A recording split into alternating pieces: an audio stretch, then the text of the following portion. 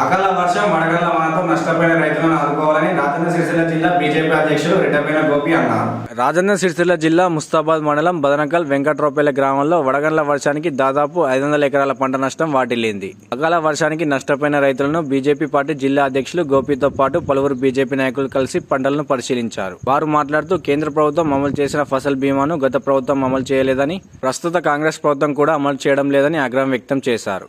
నష్టపోయిన రైతుకు కాంగ్రెస్ ప్రభుత్వం ఎకరానికి 30,000 రూపాయలు చెల్లించాలని డిమాండ్ చేశారు. ఈ కార్యక్రమంలో అసెంబ్లీ కన్వీనర్ కరెట్ల మల్లారెడ్డి, మండల అధ్యక్షులు మెరుగు అంజాగౌడ్, బీజేపీ సీనియర్ నాయకులు కరెట్ల రమేష్ రెడ్డి, కిసాన్ మోర్చా మండల అధ్యక్షులు వరి వెంకటేష్, ఎస్సీ మోర్చా నాయకులు మీస శంకర్, మండల ప్రధాన కార్యదర్శి బాద నరేష్, సౌల క్రాంతి, బీజేపీ నాయకులు శ్రీనివాసరావు, మీస సంజీవ్, మెంగాని మనోహర్, కోల కృష్ణ, ఎల్ల గిరిధర్ రెడ్డి, కస్తూరి కార్తిక్ రెడ్డి, బీజేపీ మహిళా నాయకురాలు, కార్యకర్తలు పాల్గొన్నారు.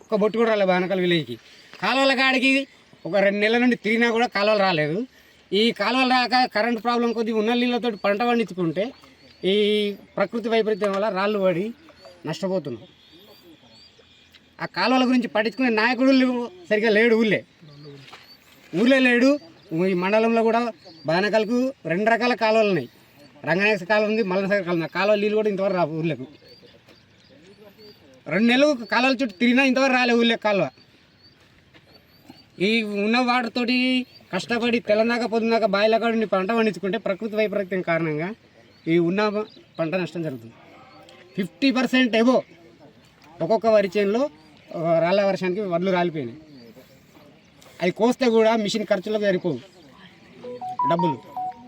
ప్రభుత్వాలకు పోతే ఏ ప్రభుత్వం కూడా పడించుకోవాలి ఇప్పటివరకు కూడా.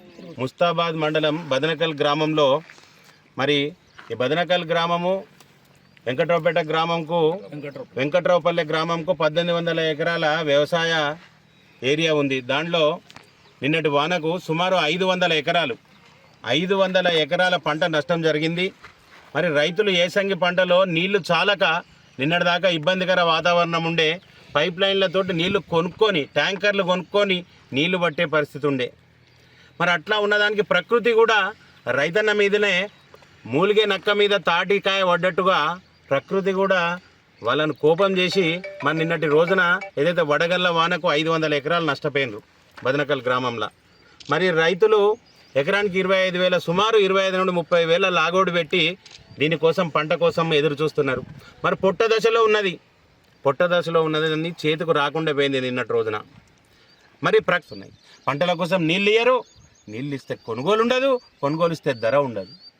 అదే రకంగా ఈ రకంగా నష్టపోతున్న రైతులకు ప్రకృతి కూడా నష్టం చేస్తున్నది.